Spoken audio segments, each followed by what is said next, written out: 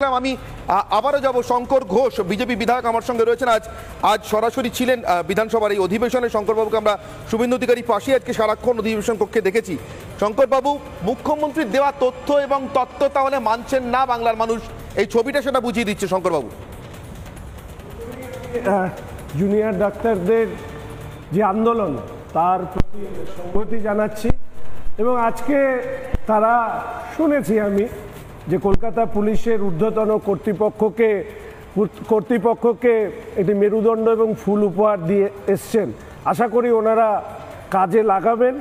আজকে জুনিয়র ডাক্তারদের তারা তাদের আন্দোলনের চাপে ব্যারিকেড ভেঙেছে।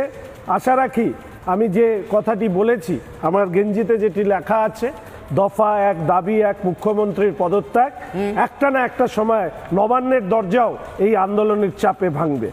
দ্বিতীয়ত হচ্ছে, মুখ্যমন্ত্রী আজকে যে বক্তব্য রেখেছেন এই বিল আনতে গিয়ে, আমি বলছি যে সেটা হচ্ছে ফেঁসে গিয়ে উনি ফাঁসির দাবি করেছেন। তার কারণ আপনারা জানেন যে 2011 থেকে 2024 অবধি এই রাজ্যে অপরাধীদের শাস্তি দেবার ক্ষেত্রে ব্যর্থতার কারণে সেই ব্যর্থতাকে আড়াল করবার জন্য যখন জনরোষ রাস্তায় নেমেছে, তার থেকে দিগ্ভ্রান্ত করবার জন্য এই ধরনের একটি বিল উপস্থাপনা করেছেন, যার মূল লক্ষ্য হচ্ছে আলোচনার বিষয়বস্তুকে ঘুরিয়ে দেওয়া।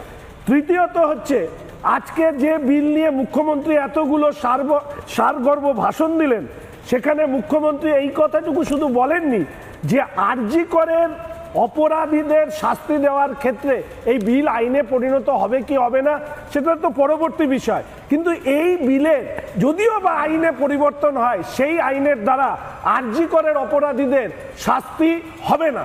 ফলে স্বাভাবিকভাবেই আমার যেটা ব্যক্তিগতভাবে মনে হয়েছে, এই মুহূর্তে ওনার যেটা মূল কাজ ছিল, অর্থাৎ অপরাধীদের শাস্তি দেবার ক্ষেত্রে মুখ্যমন্ত্রী, পুলিশ মন্ত্রী, স্বাস্থ্যমন্ত্রী হিসাবে ওনার ভূমিকা, সেটা পালন করলে আজকে রাস্তায় এই যে মানুষ উই ওয়ান্ট জাস্টিস বলছে, এই যে মুখ্যমন্ত্রী তথা পুলিশের ওপরে যে ঘৃণা বর্ষণ হচ্ছে, সারা ভারতবর্ষের রাজনৈতিক ইতিহাসে পতাকা বিহীন একটা আন্দোলন এত দীর্ঘস্থায়ী হচ্ছে, তার একটাই কারণ, মানুষ এটা মনে করছে যে মুখ্যমন্ত্রী এই অপরাধীদের আড়াল করবার ক্ষেত্রে